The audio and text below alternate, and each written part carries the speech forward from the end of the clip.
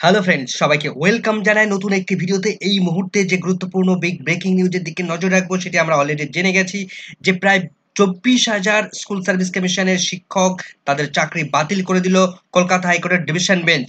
তো সেই school service কমিশনের চাকরি বাতিল মামলার অর্ডার কপির বিস্তারিত ব্যাখ্যা আমরা করে নেব এই ভিডিওর মধ্যে। প্রায় 24,000 শিক্ষকের চাকরি বাতিল বাতিল করে দিলেন কলকাতা হাইকোর্টের স্পেশাল ডিভিশন বেঞ্চের মাননীয় বিচারপতি দেবাংশু বসাক এবং মাননীয় বিচারপতি সাব্বার রশিদি। কেন এই 24,000 শিক্ষকের চাকরি তারা বাতিল করলেন, কোন কোন পয়েন্টগুলোকে সামনে রেখে এই প্যানেলকে সম্পূর্ণভাবে বাতিল করলেন, সেটা আমরা দেখবো এই অর্ডার কপির মধ্যে কি কি নির্দেশ দিচ্ছেন তারা। তো বিস্তারিত থাকবে এই ভিডিওর মধ্যে। তো চলুন বন্ধুরা, ভিডিওটি শুরু করা যাক। তবে একটু আপনারা হাতে একটু টাইম নিয়ে বসবেন, কেননা টোটাল 282 পাতার অর্ডার কপি। সেই 282 পাতার অর্ডার কপি অ্যানালাইসিস করতে গেলে টোটালটা আমরা অ্যানালাইসিস করবো না, কিন্তু মূল মূল পয়েন্টগুলো আমরা তুলে ধরবো। তো একটু আপনার হাতে টাইম নিয়ে অবশ্যই ভিডিওটি দেখবেন।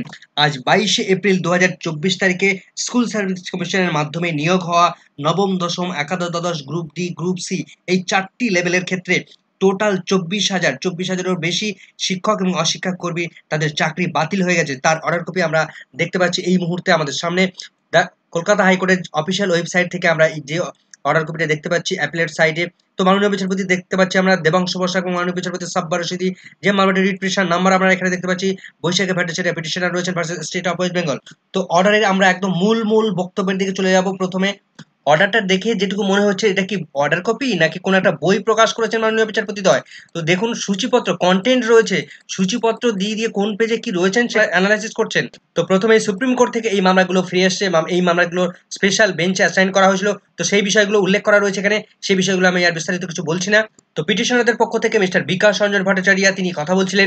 তিনি যেটা অভিযোগ করেছেন যে 2009 সালের রিক্রুটমেন্ট রুলস অনুযায়ী গ্রুপ সি এবং গ্রুপ ডি নিয়োগের এবং 2006 সালে যে রিক্রুটমেন্ট রুলস, সেই রুলসের উপর বেস করে 9, 10, 11, 12 যে রিক্রুটমেন্ট প্রসেস কন্ডাক্ট করেছে স্কুল সার্ভিস কমিশন, সেখানে দেখা গেছে যে তারা 25টা এমন এক্সাম্পল তারা নিয়ে এসছেন যে স্কুল সার্ভিস কমিশন বলছে যে আফটার এক্সপায়ার, যে প্যানেল এক্সপায়ার করে যাওয়ার পর সেই সমস্ত ক্যান্ডিডেটদেরকে রেকমেন্ডেশন দিয়েছে। তো এই সমস্ত পিটিশনারদের পক্ষ থেকে বিভিন্ন কোর্ট, বিভিন্ন আদালত যে রেফারেন্সগুলো দিয়ে বিভিন্ন সময় বিভিন্ন তাদের চাকরি বাতিল করেছে, সুপ্রিম কোর্ট থেকে বিভিন্ন রাজ্যের হাইকোর্টগুলো, সেই সমস্ত বক্তব্যগুলো এখানে তুলে ধরা হয়েছে। তিনি আরও জানিয়েছেন যে সিবিআই বিভিন্ন সময় বিভিন্ন ধরনের রিপোর্ট তারা পেশ করেছে, যেখানে দেখা যাচ্ছে যে ওএমআর শিট সেখানে বিভিন্ন রকমভাবে ম্যানিপুলেশন হয়েছে। তিনি যে বিষয়টা পয়েন্ট আউট করেছেন যে স্কুল সার্ভিস কমিশন যে এফিডেভিট দাখিল করেছে, সেখানে দেখা যাচ্ছে যে নবম, দশম থেকে শুরু করে আউট অফ 183 জন ক্যান্ডিডেট তাদেরকে র্যাঙ্ক জাম্প করে চাকরি দেওয়া হয়েছে। 122 জন ক্যান্ডিডেট হ্যাভ বিন রিমুভ, তাদের মধ্যে 122 জন ক্যান্ডিডেটকে রিমুভ করা হয়েছে এবং 61 জন ক্যান্ডিডেট রিমেইনিং তারা এখনো পর্যন্ত চাকরিরত অবস্থায় রয়েছে। 5ই জানুয়ারি 2024 তারিখে স্কুল সার্ভিস কমিশন তারা আরেকটা রিপোর্ট পেশ করে, সেখানে দেখা যাচ্ছে যে এই 61 জন ক্যান্ডিডেটের মধ্যে 40 জন ক্যান্ডিডেট রয়েছে তারা নাইদার ইন দ্য প্যানেল, তারা প্যানেলের মধ্যে নেই, নর ইন দ্য ওয়েটিং লিস্ট, অর্থাৎ তারা ওয়েটিং লিস্টেও নেই বা প্যানেলভুক্তও নয়। সেখানে আরো 2 জন ক্যান্ডিডেটকে তারা নতুনভাবে আইডেন্টিফাই করে। স্কুল সার্ভিস কমিশন তারা আরো ইলিগাল অ্যাপয়েন্টমেন্ট খোঁজার চেষ্টা করছে। এবার রিট পিটিশনাররা তারা র্যাঙ্ক জাম্প নিয়ে কি কি তথ্য তুলে ধরছেন সেটা আমরা দেখে নেব। On the rank jumping issue, mister Chowdhury তিনি জানাচ্ছেন যে টু টাইপ অফ ইরেগুলারিটিস, যেটা জানা যাচ্ছে যে দু রকমের ধরনের এখানে। একটা হচ্ছে লোয়ার র্যাঙ্ক, অর্থাৎ যারা নিচের দিকে র্যাঙ্ক ছিল যাদের, এবং লেস মেরিটোরিয়াস ক্যান্ডিডেট, এই দু ধরনেরদেরকে চাকরি দেওয়া হয়েছে। সেখানে দেখা যাচ্ছে যে টোটাল 183 জন ক্যান্ডিডেটকে র্যাঙ্ক জাম্প করে চাকরি দেওয়া হয়েছে। তার মধ্যে 122 জন candidate were remove by SSC, অর্থাৎ স্কুল সার্ভিস কমিশন তাদেরকে চাকরি থেকে বাতিল করেছে। কিন্তু মিস্টার চৌধুরী তিনি জানাচ্ছেন যে এই 122 জন ক্যান্ডিডেট তাদেরকে রেকমেন্ডেশন দেওয়া হলো did not join the post, অর্থাৎ তারা সেই তাদের যে চাকরির যে পোস্ট, সেই পোস্টে তারা জয়েন করেননি। কন্টেনশন অফ সিবিআই তারা কি রিপোর্ট পেশ করছে, তারা যেটা জানাচ্ছে যে এখানে ব্যাপক পরিমাণে ম্যানিপুলেশন হয়েছে ইন দ্য সিলেকশন প্রসেস, নিয়োগ প্রক্রিয়া ব্যাপক পরিমাণে এক ধরনের ম্যানিপুলেশন ঘটানো হয়েছে।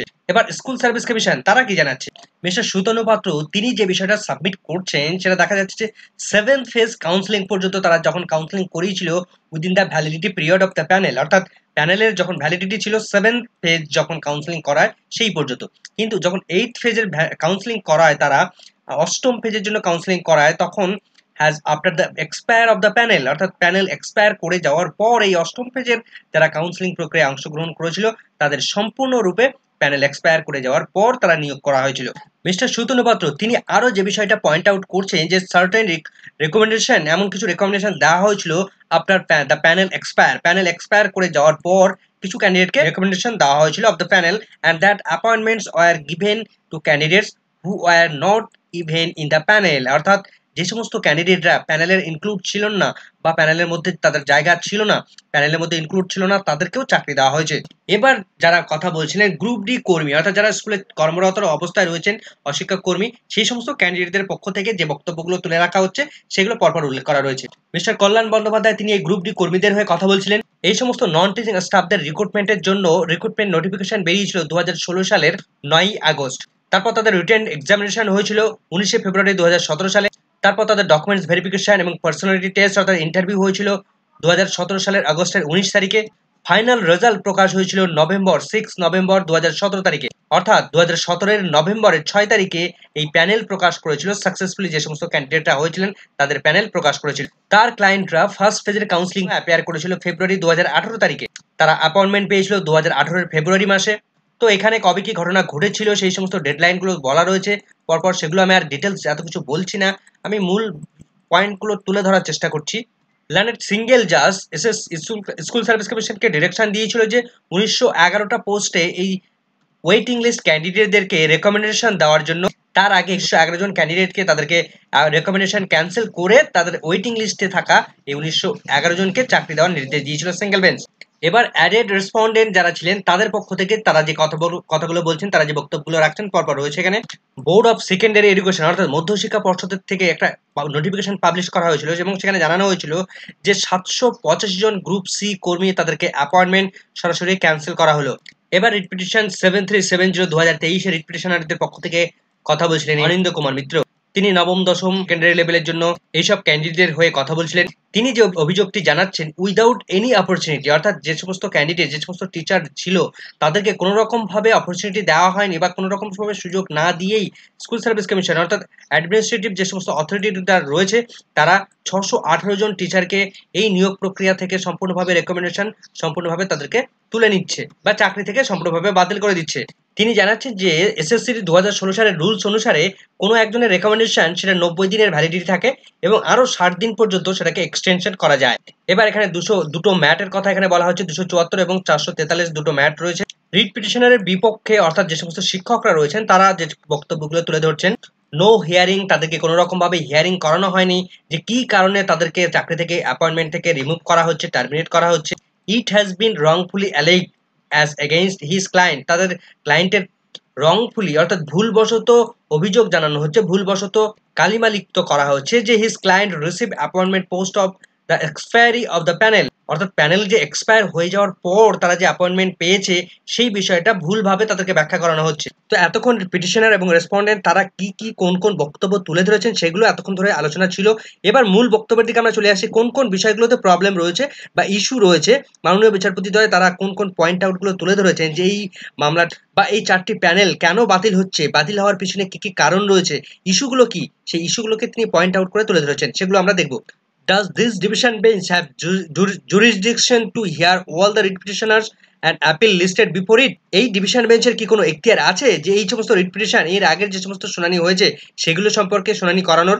Are the writ petitions maintainable at the behest of unsuccessful candidates who has filed the writ petitions subsequent to the expiry of the validity period of the panel? অর্থাৎ প্যানেলের মেয়াদ পেরিয়ে যাওয়ার পর যে সমস্ত আনসাকসেসফুল ক্যান্ডিডেট তারা এই মামলার সঙ্গে যুক্ত হয়েছে বা এই মামলাটি করেছে সেগুলো কি যথার্থ হয়েছে? 3 নম্বরে যেটা বলা হচ্ছে, can appointments be made subsequent to the expiry of the validity period of the panel, অর্থাৎ প্যানেল পেরিয়ে যাওয়ার পর, প্যানেলের এক্সপায়ার করে যাওয়ার পর, প্যানেলের মেয়াদ শেষ হয়ে যাওয়ার পর তাদেরকে অ্যাপয়েন্টমেন্ট দেওয়ার কোনো অধিকার রয়েছে বা অ্যাপয়েন্টমেন্ট কি দেওয়া যায়? একটা সব থেকে গুরুত্বপূর্ণ অভিযোগ কিন্তু এখান থেকে বেরিয়ে আসে। দেখুন যেটা বলা হচ্ছে, is the certificate dated September 19 2022 valid the admissible in the evidence, অর্থাৎ এমন কিছু ক্যান্ডিডেট রয়েছে বা একজন ক্যান্ডিডেট রয়েছে 2022 সালের সেপ্টেম্বরের 19 তারিখে তিনি সেই সার্টিফিকেট দেখিয়ে তিনি এই চাকরি পাচ্ছেন, তো সেটা কি সম্ভব? Should the OMR sheets available in the seized hard disks by uploaded in the server of SSC to compare with the final list scored therein, অর্থাৎ স্কুল সার্ভিস কমিশনের যে ডেটা দিয়েছে তারা এবং সিবিআই যে ডেটাগুলো সিজ করেছে, যে হার্ড ডিস্ক থেকে যে ডেটাটা পাওয়া গেছে সেই দুটো ডেটা তারা কি একসঙ্গে কম্পেয়ার করলে দুটোকে ম্যাচ করছে? Should any reliance be placed upon the data stored in the seized hard disks to terminate the service of any employees, যে ডেটাগুলোকে সিজ করা হয়েছে এবং সেই ডেটাগুলোকে সিজ করার সময় সেখানে যারা এমপ্লয়ি ছিল তাদেরকে জব থেকে টার্মিনেট করা হয়েছে, সেগুলো কি ঠিক হয়েছে? Can the recommendation to withdrawn by SSC without hearing the appointee, অর্থাৎ যাদেরকে রেকমেন্ডেশন উইথড্র করা হচ্ছে অর্থাৎ চাকরি বাতিল করা হচ্ছে, তো তাদের কথা না শুনে স্কুল সার্ভিস কমিশন কিভাবে তাদের চাকরি বাতিল করে দিতে পারে? এটা কি সেটা সম্ভব? Whether revocation of recommendation under Rule 17 by SSC is valid or not, অর্থাৎ স্কুল সার্ভিস কমিশনের যে রুল 17, সেই রুল 17 সেটা কি ভ্যালিড নাকি ভ্যালিড নয়, যেখানে রেকমেন্ডেশনকে রিভোক করা যায় অর্থাৎ রেকমেন্ডেশনকে তুলে নেওয়া যায় বা বাতিল করা যায়, এই যে রুলস, সেই রুলসটা কি অ্যাকচুয়ালি ভ্যালিড রুলস নাকি ভ্যালিড নয়? To what reliefs are parties to the appeals and writ petitions entitle to, এই যে রিট পিটিশনার বা যারা অ্যাপিলেন্ট রয়েছে তাদের কি কোনো রকম ভাবে সুবিধা দেওয়া সম্ভব? এবার আমরা জুরিসডিকশনের ব্যাপারগুলো দেখে নেব, জুরিসডিকশনের আন্ডারে কি কি বিষয়গুলো তুলে ধরা হয়েছে। তো এখানে সুপ্রিম কোর্ট কবে কি অর্ডার দিয়েছিল, কিভাবে কোন বেঞ্চকে কিভাবে অর্ডার দিয়েছিল, ডিভিশন বেঞ্চ কিভাবে এই মামলাটি পেয়েছিল, সেটা সুপ্রিম কোর্টের নির্দেশ মতো কিভাবে এসেছিল স্টেপগুলো, সেই অর্ডারটা সুপ্রিম কোর্টের যে মূল অর্ডারটা রয়েছে সেগুলোকে এখানে তুলে ধরা হয়েছে। তো এগুলো আমরা ডিটেলস আর বলছি না, এগুলো আমরা অলরেডি জেনে গেছি। তো আমরা মূল বক্তব্য আরো মূল পয়েন্টগুলো দেখব। এবার কতগুলো বিষয়কে এখানে অ্যানালাইসিস করা হচ্ছে। No appointment can be made after before expire of the panel as the panel is not a parental reservoir of appointments, অর্থাৎ প্যানেল এক্সপায়ার করে যাওয়ার পর অনন্তকাল ধরে সেই প্যানেল থেকে আর নিয়োগ করা সম্ভব নয় বা নিয়োগ করা যাবে না। Panel is valid for declared vacancy and for specific period, অর্থাৎ এই যে প্যানেল, সেই প্যানেল সবসময় তত পর্যন্ত ভ্যালিড থাকবে ওই ভ্যাকেন্সিগুলোকে ফুলফিল করার জন্য এবং একটা নির্দিষ্ট সময় পর্যন্ত সেটা ভ্যালিড থাকবে। এবং সবথেকে গুরুত্বপূর্ণ একটা কথা এখানে বলা হচ্ছে, appointments towards future vacancies can not be made from the panel, অর্থাৎ যে প্যানেল, সেই প্যানেল থেকে ফিউচার ভ্যাকেন্সি যেগুলো থাকবে সেগুলো থেকে নিয়োগ করা যাবে না।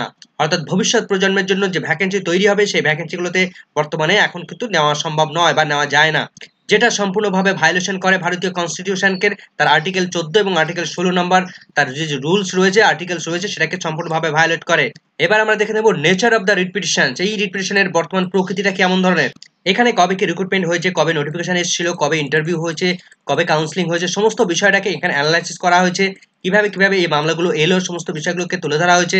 Delay on part of writ petitioners and maintainability, at the time when the writ petitioners had approached the court, they were interested in securing employment for themselves rather than having the entire selection process nullified, অর্থাৎ যারা মামলা করতে এসেছিল তখন তারা এসেছিল যখন নিজেদের পজিশনটাকে সিকিউর করার জন্য, কখনোই তারা এই এন্টায়ার সিলেকশন প্রসেস অর্থাৎ 2016 সালের সমস্ত রিক্রুটমেন্ট প্রসেসটাকে তারা নালিফাই করার জন্য বা এই প্যানেলটাকে বাঁচিয়ে রাখার জন্য তারা আসেনি, তারা শুধুমাত্র নিজেদের জায়গাটাকে সিকিউর করার জন্য, নিজেদের চাকরিটাকে বাঁচানোর জন্য তারা এই মামলাটি করতে এসেছিল।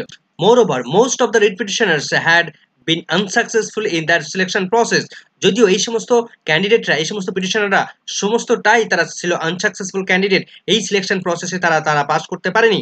এরপর আমরা দেখে নেব courts order on the writ petitioners, writ পিটিশনারদের জন্য কোর্ট কি অর্ডার দিচ্ছে সেটা দেখব। স্কুল সার্ভিস কমিশন তারা এফিডেভিটের আকারে কি কি জানিয়েছে সেগুলো এখানে পরপর রয়েছে। তো যে স্ট্যাটিস্টিক্যাল ডেটাটা, যে রিপোর্টটা স্কুল সার্ভিস কমিশন তারা সাবমিট করেছে তার নিম্নলিখিত এরকম ভাবে রয়েছে। আজকের সকালের একটা ভিডিওতে কিন্তু আমি এই সেম ডেটা নিয়ে একটা ভিডিও করেছিলাম, সেটা আপনারা অবশ্যই দেখে থাকেন, তাহলে আপনারা বুঝতে পারবেন যে সেম ডেটা কিন্তু এখানে রয়েছে। তো দেখা যাচ্ছে অ্যাসিস্ট্যান্ট টিচার 9-10 লেভেলের জন্য টোটাল রেকমেন্ডেশন দেওয়া হয়েছিল 11,610টি পোস্টে। ওএমআর ইস্যু রয়েছে, অর্থাৎ ওএমআর ফাঁকা ওএমআর জমা করে 808 জন ক্যান্ডিডেটকে চাকরি দিয়েছে, র্যাঙ্ক জাম্প করে 125 জনকে চাকরি করেছে, এই দুটোকে যোগ করে 993 জনকে ইলিগাল ভাবে চাকরি দিয়েছে এবং সেখানে পার্সেন্টেজের হিসেবে দেখা যাচ্ছে 11,610 জনের রেসপেক্টে 8.50% ইলিগাল ভাবে চাকরি পেয়েছে। এখানে 11-12 লেভেলে 5,596 জন ভ্যাকেন্সি রয়েছে, টোটাল ওএমআর ইস্যু রয়েছে 771 জন এবং 39 জন র্যাঙ্ক জাম্প করে চাকরি পেয়েছে, 810 জনকে ইলিগাল ভাবে চাকরি দেওয়া হয়েছে, 14.47% ইলিগাল ভাবে চাকরি হয়েছে। গ্রুপ সিতে 2037 জনকে 37টা রেকমেন্ডেশন দেওয়া হয়েছিল, অর্থাৎ ভ্যাকেন্সি রয়েছে, সেক্ষেত্রে ওএমআর ইস্যু রয়েছে 783 জন ক্যান্ডিডেটের ওই ফাঁকা ওএমআর সিট জমা করে তারা চাকরি পেয়েছিল, এই 783 জন ইলিগাল ভাবে চাকরি পেয়েছে। পার্সেন্টেজের দিক থেকে 38.43% ইলিগাল ভাবে চাকরি হয়েছে। গ্রুপ ডিতে 3,880 জনকে রেকমেন্ডেশন দেওয়া হয়েছে, তার মধ্যে থেকে 1,741 জনের ওএমআর প্রবলেম রয়েছে, ফাঁকা ওএমআর সিট জমা করে চাকরি পেয়েছে, তার মধ্যে অর্থাৎ পার্সেন্টেজের দিক থেকে 44.87% ইলিগাল ভাবে চাকরি পেয়েছে। এইটা নিয়ে কিন্তু ডিটেলস সকালের ভিডিওতে আমি আলোচনা করেছিলাম, তো সেটাই কিন্তু এই আজকের কপির মধ্যে পরিষ্কারভাবে তুলে ধরলেন মাননীয় বিচারপতি দ্বয়। এবার বোর্ডের তরফ থেকে কি এফিডেভিট আকারে জমা করা হয়েছে, অর্থাৎ মধ্যশিক্ষা পর্ষদ তারা কি এফিডেভিট জমা করেছে সেটা এখানে পরপর রয়েছে। তো বোর্ডের তরফ থেকে জানানো হচ্ছে যে অ্যাপ্রক্সিমেটলি 25,000 অ্যাপয়েন্টমেন্ট দেওয়া হয়েছিল of teacher and non teaching staff 2018 সালে। কিন্তু আরো যেটা জানা যাচ্ছে, বোর্ড যেটা জানা যাচ্ছে 357টা অ্যাপয়েন্টমেন্ট দেওয়া হয়েছিল on the basis of recommendation between the time period of 2019 সালের ডিসেম্বর থেকে শুরু করে ফেব্রুয়ারি 2020 সালের মধ্যে। বোর্ড আরো জানাচ্ছে যে 4,550টা রেকমেন্ডেশন দিয়েছিল গ্রুপ ডি পোস্টের জন্য। এরপর সিবিআই তারা তাদের রিপোর্টে কি জানাচ্ছে পরপর রয়েছে এখানে। নাইসার নামে একটি সংস্থা যেটা স্ক্যান করা হয়েছিল এই ওএমআর শিট এবং সেগুলোকে মূল্যায়ন করা হয়েছিল অ্যান্সার স্ক্রিপ্টগুলোকে। Group D, group C, assistant teacher 9, 10, 11, 12 সমস্ত যে ওএমআর শিটগুলো সেগুলোকে অরিজিনাল ওএমআর শিটগুলো সম্পূর্ণভাবে স্ক্যান করেছিল এই নাইসা সংস্থা। এবং এই নাইসা সংস্থায় একটা ফাইনাল ট্যাবুলেশন তারা তৈরি করেছিল এই সমস্ত ওএমআর শিটের এভালুয়েশন নিয়ে। তো সেখান থেকে সিবিআই 4 ধরনের ক্যাটাগরি, 4 ধরনের স্তরের লেভেলের জন্য 3টি হার্ড ডিস্ক সেখান থেকে সিজ করেছিল এই নাইসা সংস্থা থেকে, গাজিয়াবাদের থেকে। স্টেট গভর্নমেন্ট তারা একটা বিষয় অ্যাকসেপ্ট করে নিয়েছে, স্বীকার করে নিয়েছে যে ওয়েদার স্প্রেড ইলিগ্যালিটি হয়েছে এই সিলেকশন প্রসেসকে ঘিরে। তো হিয়ারিং এর সময় স্কুল সার্ভিস কমিশন তারা কি জানাচ্ছে কতজনকে রেকমেন্ডেশন দিয়েছিল এই 4টি স্তরের জন্য। তো যেটা জানাচ্ছে স্কুল সার্ভিস কমিশন তারা জানাচ্ছে যে 11,425 জন ক্যান্ডিডেটকে তাদেরকে অ্যাপয়েন্টমেন্ট দিয়েছিল কোন লেভেলে, 9, 10 লেভেলে।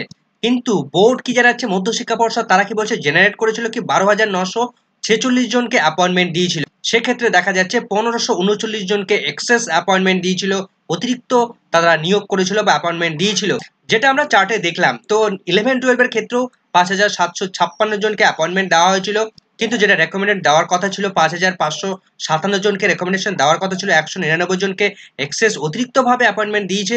গ্রুপ ডি তে অ্যাপয়েন্টমেন্ট দেওয়া হয়েছিল 4,550 জনকে অ্যাপয়েন্টমেন্ট দেওয়া হয়েছে, রেকমেন্ডেশন দেওয়া হয়েছে, কিন্তু সেক্ষেত্রে তাদের দেওয়ার কথা ছিল 3,881 জনকে। তো সেক্ষেত্রে 669 জনকে এক্সেস অ্যাপয়েন্টমেন্ট দেওয়া হয়েছে। এবং তার পাশাপাশি গ্রুপ সি তে 2,483 জনকে অ্যাপয়েন্টমেন্ট দিয়েছে তারা, কিন্তু অ্যাপয়েন্টমেন্ট দেওয়ার কথা ছিল 2,067 জনকে। তো সেক্ষেত্রে 416 জনকে অতিরিক্তভাবে অ্যাপয়েন্টমেন্ট দিয়েছিল। এরপর দেখা যাচ্ছে ফাইন্ডিং অন মেইনটেনেবিলিটির আন্ডারে কি কি বলা হচ্ছে। সুপ্রিম কোর্ট 2023-এর নভেম্বরের 9 তারিখে এই মামলাটিকে পাবলিক ইন্টারেস্ট লিটিগেশন মামলাতে কনভার্ট করে দিয়েছিল। তো সেক্ষেত্রে কোর্ট কনসিডার এর রিট পিটিশন, কোনো রকম একটা রিট পিটিশনকে কনসিডার করতে পারে বা ট্রিট করতে পারে পাবলিক ইন্টারেস্ট লিটিগেশন হিসেবে সম্পূর্ণ একটা বৃহত্তর দৃষ্টিভঙ্গিতে তিনি একটা সিদ্ধান্ত নিতে পারেন। অর্থাৎ যদি দেখা যায় বৃহত্তর ধরনের করাপশন হয়েছে সেখানে, সেক্ষেত্রে কোর্ট সেই প্যানেলটাকে সম্পূর্ণভাবে বাতিলের রাস্তায় হাঁটতে পারেন। এবার এক্ষেত্রে কতগুলো সার্টিফিকেট ইস্যু রয়েছে, সেক্ষেত্রে আমরা দেখবো সার্টিফিকেট ইস্যু কি কি রয়েছে। এখানে সার্টিফিকেট বলতে বিভিন্ন যাকে এই ওএমআর গুলোকে মূল্যায়নের জন্য যাকে বরাদ দেওয়া হয়েছিল বা কম্পিউটার যারা হ্যান্ডেলিং করছিলেন তারা যেন সবসময় রেসপন্সিবল হয়, অফিসিয়াল পার্সন হয়, এবং সেই কম্পিউটারগুলো যেন ওয়ার্কিং প্রপারলি হয়। স্ক্যানার মেশিনে ডট কিভাবে সেখানে স্ক্যান করা হয়েছিল এবং তার রিপোর্ট কি এসেছিল সেই তার রিপোর্টটা এখানে পরপর রয়েছে। এবার uploading of OMR sheet, OMR upload সংক্রান্ত কি কি অর্ডার দিচ্ছেন, কি কি বক্তব্য রাখা হয়েছে সেটা আমরা দেখব। ইতিপূর্বে 2023 সালের 9 সেপ্টেম্বর সিবিআই দ্বারা সিজ করা যে সমস্ত ওএমআর শিটগুলো ভুল রয়েছে বা ফাঁকা ওএমআর শিট রয়েছে সেগুলোকে আপলোড করার নির্দেশ দেওয়া হয়েছিল, ওয়েবসাইটে আপলোড করার নির্দেশ দেওয়া হয়েছিল। অপশনস অ্যাভেলেবেল, যেটা জানা যাচ্ছে যে এখানে 3টি অপশন তারা রেখেছে। বর্তমানের এই সমস্ত পরিস্থিতিতে যে বর্তমান পরিস্থিতি এসে দাঁড়িয়েছে সেখানে 3টি অপশন মাননীয় বিচারপতি দ্বয় তারা ভাবছেন। তো প্রথম অপশনে dismiss the writ petition on the ground of maintainability, মেইনটেনেবিলিটিটাকে গ্রহণ করা হয়নি, ঠিকঠাকভাবে মেনটেন করা হয়নি, তার জন্য এই রিট পিটিশনটাকে ডিসমিস করা হচ্ছে। Explore the possibility of segregating the validity appointments of the illegal one, অর্থাৎ যে সমস্ত ইলিগ্যাল অ্যাপয়েন্টমেন্ট যারা পেয়েছেন তাদের থেকে, যাদের ভ্যালিড অ্যাপয়েন্টমেন্ট পেয়েছে তাদের থেকে এই দুটোর মধ্য থেকে পার্থক্য করা বা দুটোকে পৃথক করা কিভাবে সম্ভব হবে। Set aside the selection made in the selection process in its entirety, অর্থাৎ এই যে সিলেকশন প্রসেস হয়েছে এর মধ্য থেকে আবার নতুনভাবে সিলেকশন করা সেটাকে সেট অ্যাসাইড করে দিচ্ছেন, অর্থাৎ সম্পূর্ণভাবে বাতিল করে দিচ্ছেন। অর্থাৎ এই যে প্যানেল, টোটাল যে 25,000 শিক্ষক বা শিক্ষাকর্মীর যে প্যানেল, তার মধ্যে যারা বৈধ এবং যারা অবৈধ, যেহেতু অবৈধটা বেশি সেখান থেকে বৈধদেরকে পৃথক করা যাচ্ছে না, তার ফলে তাদেরকে এই প্যানেলের মধ্যে রেখে দেওয়া সম্ভব হচ্ছে না, এই জন্যই কিন্তু সমস্ত নিয়োগ প্রক্রিয়াটা বাতিল হলো।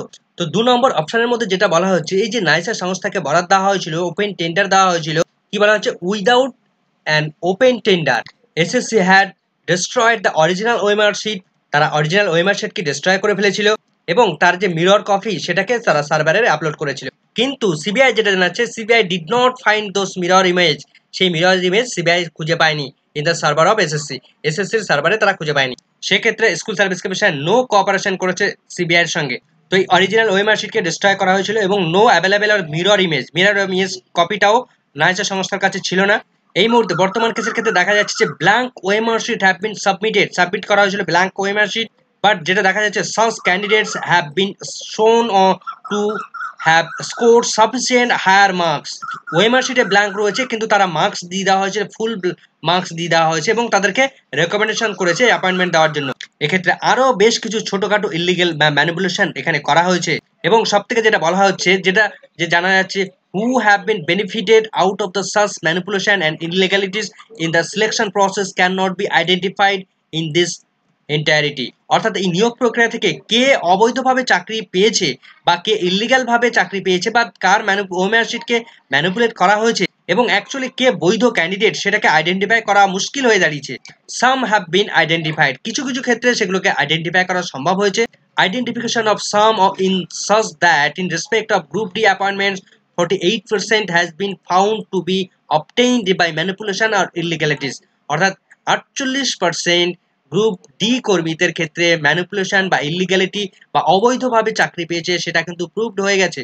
The percentage of manipulation or illegality appointed persons across the three categories are on reduce scale. অর্থাৎ এই যে গ্রুপ ডির ম্যানিপুলেশন 48%, তার থেকে বাকি তিনটে লেভেলের ক্ষেত্রে পার্সেন্টেজ তুলনায় অনেকটা কম থাকলেও but not the less sufficient significant to question the validity of entire selection process। অর্থাৎ এই সমস্ত সিলেকশন প্রসেসটাকে বাঁচিয়ে রাখার জন্য যথেষ্ট নয়। এবার থার্ড অপশনটাকে অ্যানালাইসিস করা হয়েছে। তো সেকেন্ড যে অপশনগুলোতে উল্লেখ করা হয়েছে সেখানে যে বিষয়গুলো তুলে ধরা হয়েছে তার উপরে বেস করে যেটা জানা যাচ্ছে, মাননীয় বিচারপতি তারা জানাচ্ছেন যে we are left with the only option of cancelling all appointments in the 4 categories of the selection process involved. অর্থাৎ উপরের সেকেন্ড অপশন এবং থার্ড অপশন সমস্ত দিক থেকে বিচার করে যেটা দেখা যাচ্ছে যে এই নিয়োগ প্রক্রিয়ায় প্রায় 25,000 যে শিক্ষক ও শিক্ষাকর্মী রয়েছে তাদেরকে সমস্ত অ্যাপয়েন্টমেন্টকে ক্যান্সেল করার জন্য তারা বাধ্য হচ্ছেন। দ্য সিলেকশন প্রসেস এই ইন্সপায়ার করা যায় না বা বাঁচিয়ে রাখার জন্য কনফিডেন্টলি সেটাকে বাঁচিয়ে রাখা যায় না যে এই যে যারা অ্যাপয়েন্টমেন্ট পেয়েছেন তারা সম্পূর্ণভাবে, যারা সিলেক্টেড হয়েছেন তারা সম্পূর্ণভাবে স্বচ্ছ বা ট্রান্সপারেন্ট ভাবে চাকরি পেয়েছে। In view of our finding that, এখানে মাননীয় বিচারপতিরা তারা যে বিষয়টা খুঁজে পাচ্ছেন যে entire selection process stand vitiated and appointments grant therein has to be cancel. অর্থাৎ যারা অ্যাপয়েন্টমেন্ট পেয়েছিলেন তাদেরকে সম্পূর্ণভাবে ক্যান্সেল করা হতে পারে। And the appointments stand terminated, তাদেরকে সম্পূর্ণভাবে টার্মিনেট করা হতে পারে to answer the issue number 7-8 paragraph number 119। এবার আসছি মূল বক্তব্যের দিকে। Illegalities in the selection process, এই যে নিয়োগ প্রক্রিয়া 4টে স্তরে কি কি বিষয় অনিয়ম বেনিয়ম হয়েছে, ইললিগ্যালিটিস করেছে স্কুল সার্ভিস কমিশন, পরপর পয়েন্ট আউট করে তুলে ধরা হয়েছে। The evidence place before us have establish the following illegalities. অর্থাৎ উপরে যে সমস্ত প্রসেসগুলো আলোচনা করা হয়েছে সেগুলো এই বিষয়গুলো এস্টাবলিশ করে যে এই নিয়োগ প্রক্রিয়ায় সম্পূর্ণভাবে ইলিগাল ভাবে নিয়োগ প্রক্রিয়া কন্ডাক্ট করেছে স্কুল সার্ভিস কমিশন। তো প্রথম যে ভুলটা স্কুল সার্ভিস কমিশন করেছে, school service commission had appointed an agency namely Nysa সংস্থাকে তারা কি করেছিল, purpose of scanning and evaluation of OMR sheet by the close door tender process in violation of article 14 এবং article 16 of the constitution of India. অর্থাৎ ভারতীয় সংবিধানের 14তম ধারা এবং 16তম ধারায় যে কোনো টেন্ডারকে ওপেন সিস্টেমে করতে হবে, কিন্তু এই নাইসা সংস্থাকে সম্পূর্ণভাবে ক্লোজ ডোরের মধ্য দিয়ে তাদেরকে টেন্ডার পাইয়ে দেওয়া হয়েছিল। অর্থাৎ এখানে স্বজন পোষণ হয়েছিল সেটা বোঝা যাচ্ছে। অর্থাৎ স্কুল সার্ভিস কমিশন বা কোনো একটি সংস্থা বা কারোর মাধ্যমে এই নাইসা সংস্থাকে সিলেক্ট করা হয়েছিল এবং ইচ্ছাকৃতভাবে এই নাইসা সংস্থাকে বরাদ দেওয়া হয়েছিল। Such agency had engaged another agency namely Data Scantech to scan the OMR sheets. অর্থাৎ শুধু নাইসা সংস্থা তারা নিজেরা স্ক্যান করছে তা নয়, তার সঙ্গে আরও একটি সংস্থা যুক্ত, ডেটা স্ক্যান্টিক নামে একটি সংস্থা, তারাও এই ওএমআর শিটকে এভালুয়েশন করেছে, যেটা সম্পূর্ণভাবে illegal. Although scanning was done at the office premises of School Service Commission, অর্থাৎ এসএসসির যে অফিস বিল্ডিং রয়েছে সেখানে স্ক্যানিং গুলো সম্পন্ন করা হয়েছিল। It is claimed by SSC, অর্থাৎ স্কুল সার্ভিস কমিশন তারা এটা দাবি জানিয়েছিল দ্যাট যে school service commission had never engage Data Scantech to the scan the OMR sheets or authorities Nysa to engage Data Scantech or any other agency. অর্থাৎ school service commission তারা জানাচ্ছে যে তারা নাইসা সংস্থাকে বরাদ দিয়েছে, কিন্তু এই ডেটা স্ক্যান্টিক সংস্থা নামে যে সংস্থা তারা তাকে চিনত না বা তারা তাকে বরাদ দেয়নি। SSC had destroyed the original OMR sheet ostensibly with scanned mirror image thereof being preserve in it's server. অর্থাৎ স্কুল সার্ভিস কমিশন তারা অরিজিনাল ওএমআর শিটকে ডিস্ট্রয় করে ফেলেছিল। তারা এই অরিজিনাল ওএমআর শিটের mirror copy, mirror image copy সেটাকে তাদের সার্ভারে সঞ্চয় করে রাখার জন্য বা নিজেদের সার্ভারে সেগুলোকে মজুদ রাখার জন্য। কিন্তু CBI did not find any scanned mirror image of OMR sheet in the server of SSC. অর্থাৎ স্কুল সার্ভিস কমিশনের তাদের যে অফিসিয়াল ওয়েবসাইট বা তাদের যে সার্ভার রয়েছে সেখানে তারা এই ওএমআর শিটের মিরর ইমেজ কপি তারা সিবিআই খুঁজে পায়নি। OMR sheets had been destroyed without the scanned mirror image being preserved in the server of SSC। অর্থাৎ স্কুল সার্ভিস কমিশন তারা এই মিরর ইমেজ কপিটাকে সংরক্ষণ না করে তার আগেই এই অরিজিনাল ওএমআর শিটটিকে ডিস্ট্রয় করে ফেলেছে। SSC had provided scanned OMR sheets to RTI application in the year 2018 থেকে 2023 সাল পর্যন্ত, মিনিং দ্যাট তারা দাবি জানিয়েছিল যে 2018 সাল থেকে 2023 সালের মধ্যে আরটিআই যারা অ্যাপ্লিকেশন করেছিল তাদেরকে আরটিআই রিপ্লাই দিয়েছে such OMR sheet are from its database, তাদের নিজস্ব ডেটাবেসে সেগুলোকে সঞ্চয় করে তার থেকে তারা এই আরটিআই রিপ্লাই দিয়েছিল। কিন্তু CBI did not find, CBI তারা খুঁজে পায়নি any OMR shits in the server of SSC. School service কমিশনের তাদের যে সার্ভার সেখানে তারা কোনো রকম ভাবে এই মিরর ইমেজ কপি তারা কোনো কিছুই খুঁজে পায়নি। পরের পয়েন্টে সব থেকে গুরুত্বপূর্ণ যেটা বলা হচ্ছে, appointments higher than the declared vacancies had been given in the respect of all 4 categories.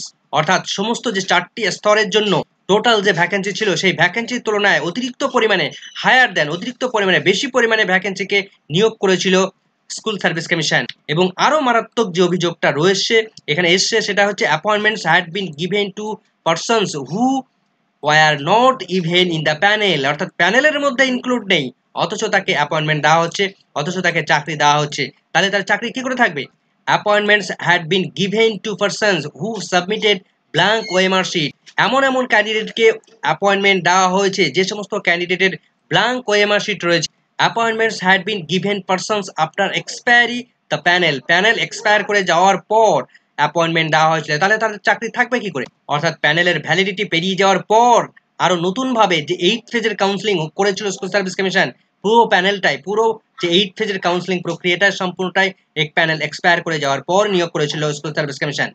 Persons placed lower in the rank had been given appointment in preference to persons placed higher in rank in the merit list। অর্থাৎ merit লিস্টের higher র্যাঙ্কে যারা রয়েছে তারা চাকরি না পেয়ে lower র্যাঙ্কে যারা চাকরি তাদের চাকরি দেওয়া হয়েছে।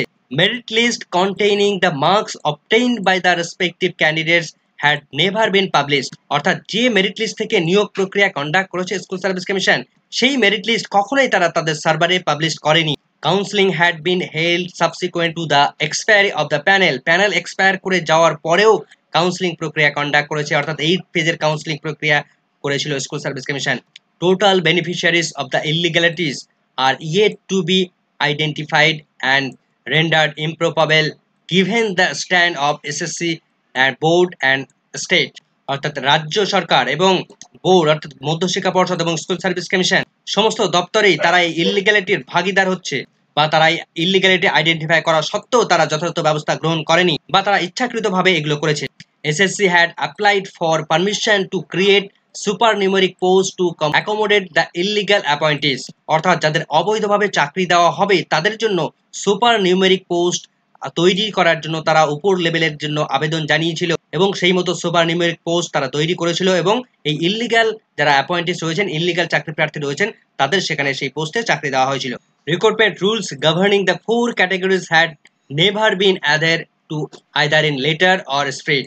অর্থাৎ রিক্রুটমেন্টের জন্য যে রুলস রয়েছে সেই রিক্রুটমেন্টের রুলস কখনোই এই 4টি ক্যাটাগরি নিয়োগের সময় কখনোই সেটাকে মান্য করা হয়নি বা মেনে রিক্রুটমেন্ট প্রসেস কন্ডাক্ট করেনি school service commission. This illegalities have been established by Justice Bag committee report and affidavit of SSC reports and affidavit of CBI as well as conduct of SSC. অর্থাৎ এই যে ইলিগ্যালিটি হয়েছে সেটা রাজ্য সরকার সেটা স্বীকার করেছে, সিবিআই তার এফিডেভিট এবং তার রিপোর্টে তারা স্বীকার করেছে, স্কুল সার্ভিস কমিশন তারা তার রিপোর্ট এবং এফিডেভিটে স্বীকার করেছে এবং জাস্টিস বাগ কমিটির রিপোর্ট সেখানেও সেটাকে স্বীকার করা হয়েছে। সুতরাং এতগুলো রিপোর্ট সেখানে প্রত্যেকটা স্তরের ক্ষেত্রেই এই ইলিগ্যালিটিকে স্বীকার করা হয়েছে। This established illegalities singularly and cumulatively. অর্থাৎ এই যে এস্টাবলিশ করা হয়েছে ইলিগ্যালিটিস সেটা সিঙ্গেললি ভাবে করা হয়েছে এবং কিউমুলেটিভ অর্থাৎ ক্রম পর্যায়ে সেটাকে বৃদ্ধি করা হয়েছে। এরপর রিলিফের পার্টটাতে কি কি অর্ডার দেওয়া হয়েছে, কি কি বক্তব্য রাখা হয়েছে এটা দেখবো। এই সমস্ত রিট পিটিশনাররা তারা অ্যাপ্রোচ করেছিল কোর্টের কাছে বা কোর্টের কাছে গিয়েছিল প্রাইমারিলি ভাবে যে তাদের চাকরিটাকে যাতে করে কোনো রকম ভাবে সিকিউর করা যায়। কিন্তু বিভিন্ন সময় দেখা যায় সিবিআইয়ের যে রিপোর্ট, সেই রিপোর্ট এবং কোর্টের বিভিন্ন সময় যে অর্ডার দিয়েছে সেক্ষেত্রে তারা তাদের চাকরিটা সিকিউর করতে পারেনি, এমনকি সুপ্রিম কোর্ট পর্যন্ত সেখানে তাদেরকে চাকরিটাকে সিকিউর করতে পারেনি। উপরের সমস্ত বক্তব্যের পরিপ্রেক্ষিতে মাননীয় বিচারপতি যে নির্দেশটা দিচ্ছেন, যে ডিরেকশনটা দিচ্ছেন, সেগুলো পরপর তুলে ধরা হয়েছে এখানে। অর্থাৎ আজকের এই মামলার জাজমেন্টের মূল বিষয়বস্তু এখানে লেখা রয়েছে। তো প্রথম পয়েন্টে যেটা বলা হচ্ছে, writ petitions appearing in the monthly list of March 2024 in of this bench, অর্থাৎ এই বেঞ্চে 2024-এর মার্চ মাসে এই বেঞ্চে মামলাটি শুনানির জন্য উঠছে, which are not file and numbered in the year 2021 and 2022 সালে release from the list due to lack of jurisdiction or determination. অর্থাৎ এই মামলাটি কখনোই 2021 সালে বা 2022 সালে সেটা করা হয়নি, বা কখনোই কোর্টে সেগুলোকে ওঠেনি বা সেগুলোকে তোলা হয়নি, বা যারা পিটিশনার রয়েছেন তারা কখনোই কোর্টের আদালতের কাছে আসেনি তাদের চাকরিটা সিকিউর করার জন্য। All appointments granted in the selection process involve being violation of Article 14 এবং আর্টিকেল 16, এই যে সংবিধানের, ভারতীয় সংবিধানের 14 এবং 16 নম্বর যে ধারা, সেই ধারাকে সম্পূর্ণভাবে ভায়োলেট করছে। সেখানে বলা হয়েছে যে সমস্ত নিয়োগ প্রসেস বা যে কোনো প্রসেসটা হবে সেখানে ডিক্লেয়ার করা হয়েছে যে সম্পূর্ণভাবে নিরপেক্ষভাবে হবে। OMR sheets available in the 3 hard disk, 3টে হার্ড ডিস্কের মধ্যে যে সমস্ত ওএমআর গুলো অ্যাভেলেবেল রয়েছে, if not already done or such portion or not done must be uploaded in the website of School Service Commission forthwith and made available to the public for viewing। অর্থাৎ এই 3টে hard ডিস্কে যে OMR sheet গুলো রয়েছে সম্পূর্ণ তাদের school service কমিশনের official ওয়েবসাইটে প্রকাশ করার নির্দেশ দিচ্ছেন। যেগুলো প্রকাশ হয়েছে তার পাশাপাশি যেগুলো প্রকাশ হয়নি সেগুলোও তারা তাদের ওয়েবসাইটে আপলোড করার নির্দেশ দিচ্ছেন। এবার 4 নম্বর পয়েন্টে যেটা গুরুত্বপূর্ণ কথা বলা হচ্ছে, অর্ডার দেওয়া হচ্ছে, persons who had been appointed outside of the panel, অর্থাৎ প্যানেলের বাইরে থেকে যারা নিয়োগ পেয়েছে, অর্থাৎ মেরিট লিস্টেড অন্তর্ভুক্ত না থাকা সত্ত্বেও তারা যারা চাকরি পেয়েছে, after expiry of the panel expire করে যাওয়ার পর যারা চাকরি পেয়েছে, as also those who submitted blank OMR shits, যারা ব্ল্যাঙ্ক ওএমআর শিট জমা করে চাকরি পেয়েছে, বাট অবটেইনড অ্যাপয়েন্টমেন্ট পেয়েছে যে সমস্ত ক্যান্ডিডেটরা, মাস্ট রিটার্ন অল রেমুনারেশন, অর্থাৎ সমস্ত টাকা তাদেরকে ফেরত দিতে হবে। কারা কারা টাকা ফেরত দেবে? যারা প্যানেলের মধ্যে ইনক্লুড না থেকে যারা চাকরি পেয়েছে, যারা প্যানেল এক্সপায়ার করে যাওয়ার পর চাকরি পেয়েছে, যারা ব্ল্যাঙ্ক ওএমআর শিট জমা করে চাকরি পেয়েছে। তো এই 3 ধরনের ইললিগ্যালিটি যারা করেছে তাদের সম্পূর্ণভাবে টাকা ফেরত দিতে হবে। এবং তার পাশাপাশি যেটা বলা হচ্ছে যে 12% ইন্টারেস্ট তাদেরকে দিতে হবে, যেটা রিসিপ্ট ডিপোজিট পিরিয়ড, অর্থাৎ আগামী 4 সপ্তাহের মধ্যে 4 উইক ফ্রম দ্য ডেট, অর্থাৎ আজকের ডেট থেকে শুরু করে আগামী 4 সপ্তাহের মধ্যে তাদেরকে এই 12% ইন্টারেস্টে এতদিন যে টাকা পরিমাণে টাকা পেয়েছে সেই টাকা এবং তার 12% ইন্টারেস্টে সমস্ত টাকা তাদেরকে ফেরত দিতে হবে। পরের প্যারাগ্রাফে যেটা বলা হচ্ছে, যারা ডিএম এর আন্ডারে থাকেন, ডিস্ট্রিক্ট ম্যাজিস্ট্রেটের আন্ডারে থাকেন, তারা ভূমি রাজস্বের বকেয়া হিসেবে আগামী 6 মাসের মধ্যে, আগামী 6 সপ্তাহের মধ্যে সমস্ত রিপোর্ট এবং সমস্ত টাকা পয়সা সমস্ত কিছু রিপোর্ট জমা করতে হবে এবং সেই জেলার ডিআই এবং ডিস্ট্রিক্ট ম্যাজিস্ট্রেটকে তাদের কাছে রিপোর্ট পেশ করতে হবে। সমস্ত টাকা পয়সা সেগুলোকে কালেক্ট করে রাজ্য সরকারের হাতে ফেরত দিতে হবে। CBI will undertake further investigation in respect of all 4 cases, অর্থাৎ এই সমস্ত 4টি মামলার ক্ষেত্রে, 4টি কেসের ক্ষেত্রে, 4টি স্তরের ক্ষেত্রে সিবিআই তারা তাদের ইনভেস্টিগেশন জারি রাখবে। এবং যেটা জানা যাচ্ছে, CBI will interrogated all persons who had received appointments beyond the panel and after expiry the panel and after submitting the blank OMR sheet, অর্থাৎ যে সমস্ত ব্যক্তিরা ইললিগাল ভাবে চাকরি পেয়েছে তাদেরকে সিবিআই ইনভেস্টিগেশন করবে বা তাদের সঙ্গে কথাবার্তা বলবে যে সেই সমস্ত ব্যক্তিরা যারা প্যানেল এক্সপায়ার করে যাওয়ার পর তারা চাকরি পেয়েছে বা ফাঁকা ওএমআর শিট জমা করে যারা চাকরি পেয়েছে তারা কিভাবে সেগুলো পেলো সেই বিষয়ে তারা তদন্ত করবে এবং প্রয়োজনে সেই সমস্ত ক্যান্ডিডেটদের সঙ্গে সিবিআই কথা বলবে। ইফ নেসেসারি, যদি প্রয়োজন মনে করে CBI shall undertake custodial interrogation in respect of each of them, যদি সিবিআই মনে করে সেই সমস্ত ক্যান্ডিডেটকে সিবিআই তারা কাস্টোডিতে নেবে অর্থাৎ গ্রেপ্তার করবে, তাহলে তারা গ্রেপ্তার করে তাদেরকে বিস্তারিত তথ্য কালেক্ট করতে পারে। সেই সঙ্গে সিবিআই কি করতে বলেছে, CBI will undertake further investigation, তারা আরো ইনভেস্টিগেশন করবে যে সেই সমস্ত ব্যক্তিদেরকে কি যারা সুপার নিউমেরিক পোস্ট তৈরি করেছিল তাদেরকেও জিজ্ঞেস করতে পারবে এবং প্রয়োজনে কাস্টোডিতে নিতে পারে। যে সমস্ত ব্যক্তিদের তত্ত্বাবধানে এই সমস্ত ইলিগাল অ্যাপয়েন্টমেন্ট গুলো করা হয়েছিল তাদেরকে কাস্টোডির মধ্যে নিতে পারে। সিবিআই তারা আগামী 3 মাসের মধ্যে সমস্ত রিপোর্ট তাদের যে সমস্ত তথ্যগুলো তারা তুলে ধরবে সেগুলো আগামী 3 মাস পরের 3 মাসের মধ্যে সমস্ত বিষয়গুলো তারা রিপোর্ট হিসেবে জমা করবে। এরপরে সব থেকে গুরুত্বপূর্ণ যে বিষয়টা উল্লেখ করছে, অর্ডার দিচ্ছেন school service commission shall undertake এ fresh selection process. School service কমিশনকে নতুন ফ্রেশ ভাবে সিলেকশন প্রসেস কন্ডাক্ট করতে বলেছে in respect of declared vacancies. যে ভ্যাকেন্সিগুলো তারা ডিক্লেয়ার করেছিল সেই সময় involve in this selection process, অর্থাৎ এই সিলেকশন প্রসেস যখন শুরু হয়েছিল তখন যে ভ্যাকেন্সিটা ছিল সেই ভ্যাকেন্সি তারা আবার ডিক্লেয়ার করে সেই ভ্যাকেন্সিতে ফ্রেশ সিলেকশন প্রসেস কন্ডাক্ট করতে বললো within a fortnight from the date of declaration of results of the ensuing election। অর্থাৎ ইলেকশন প্রসেস কমপ্লিট হয়ে যাওয়ার পর তারা এই নিয়োগ প্রক্রিয়াটাকে সম্পূর্ণভাবে ফ্রেশ ভাবে পূর্বে উল্লেখিত ভ্যাকেন্সিকে সামনে রেখে নতুন ফ্রেশ সিলেকশন প্রসেস কন্ডাক্ট করার নির্দেশ দিচ্ছেন। এবং আরো কি গুরুত্বপূর্ণ অর্ডার দিচ্ছেন, appointments for preparation, evaluation and scanning of OMR sheet shall be made by SSC by open tender and after declaring the eligibility criteria and other terms and condition of the। অর্থাৎ একটা open tender দেখে নতুন কোন সংস্থাকে এই OMR শিটগুলোকে মূল্যায়নের জন্য বরাদ দিতে হবে, ওএমআর শিটগুলোকে অ্যাপয়েন্টমেন্ট দেওয়ার জন্য প্রিপেয়ার করতে হবে, এভালুয়েশনের জন্য প্রিপেয়ার করতে হবে এবং স্ক্যান করতে হবে। School service commission shall follow the rules governing the selection process in the letter and spirit. অর্থাৎ স্কুল সার্ভিস কমিশনের যে রুলস রয়েছে সেটা সম্পূর্ণভাবে যথাযথভাবে তারা যেন তারা মেনটেন করে। SSC shall make available all policies, decisions and with regards to compliance to the recruitment rules governing any of the categories of the selection process in its website। অর্থাৎ স্কুল সার্ভিস কমিশন যে সমস্ত রুলসগুলো তৈরি করবে বা যে সমস্ত রুলসগুলো রয়েছে বা তারা যে পলিসিগুলো তৈরি করবে সমস্তটাই যেন তাদের অফিসিয়াল ওয়েবসাইটে আপলোড থাকে, সেগুলো যেন সমস্তটাই পাবলিকলি থাকে। তাহলে অর্ডারের মূল বক্তব্য কিন্তু 11 নম্বর পয়েন্টে উল্লেখ করা রয়েছে, সেখানে একটি ফ্রেশ ভাবে সিলেকশন প্রসেস কন্ডাক্ট করতে বলেছে। তবে এই 4টি প্যানেলের মধ্যে যারা ফ্রেশ ভাবে রিক্রুটেড হয়েছিলেন, যারা ফ্রেশ ভাবে নিয়োগ পেয়েছিলেন তাদেরকেও কিন্তু একই দলে ফেলে দেওয়া হলো, তাদেরকেও কিন্তু অ্যাপয়েন্টমেন্ট সম্পূর্ণভাবে বাতিল করে দেওয়া হলো এবং নতুন যে ফ্রেশ ভাবে সিলেকশন প্রসেস কন্ডাক্ট করতে বলেছে সেখানে তারা অংশ নেবে। তবে সেখানে তাদের চাকরি থাকতেও পারে, নাও থাকতে পারে। তো মাননীয় বিচারপতিরা তারা কিন্তু ফ্রেশ ভাবে সিলেকশন কারা পেয়েছেন এবং যারা ইলিগাল ভাবে চাকরি পেয়েছেন কারা পেয়েছেন দুটোকে আলাদাভাবে সেগ্রেগেশন করেননি, পৃথক করেননি। এবং সবথেকে মূল বক্তব্য 2 নম্বর প্যারাগ্রাফে যেটা উল্লেখ করা হয়েছে, দেখুন বলা হয়েছে অল অ্যাপয়েন্টমেন্ট, সমস্ত অ্যাপয়েন্টমেন্টকে যেটা বলা হচ্ছে ক্যান্সেল, সমস্ত অ্যাপয়েন্টমেন্টকে ক্যান্সেল করে দেওয়া হলো। অনেকে বলছেন যারা বৈধভাবে চাকরি পেয়েছো তাদের চাকরি কিন্তু বাতিল হয়নি, কিন্তু এখানে পরিষ্কারভাবে উল্লেখ করা রয়েছে অল অ্যাপয়েন্টমেন্টস, সমস্ত appointments granted in selection process involving being violation, যেখানে ভায়োলেশন করা হয়েছে আর্টিকেল 14 এবং 16 নম্বর আর্টিকেলকে, যেখানে এই সমস্ত অল অ্যাপয়েন্টমেন্টসকে ক্যান্সেল করা হচ্ছে। পরবর্তী আপডেট পেলে অবশ্যই আপনাদের সঙ্গে শেয়ার করব। এই মুহূর্তে ভিডিওটি এখানে শেষ করছি। সকলকে ধন্যবাদ এতক্ষণ ধরে ভিডিওটি দেখার জন্য। সকলকে আবারও ধন্যবাদ জানাই।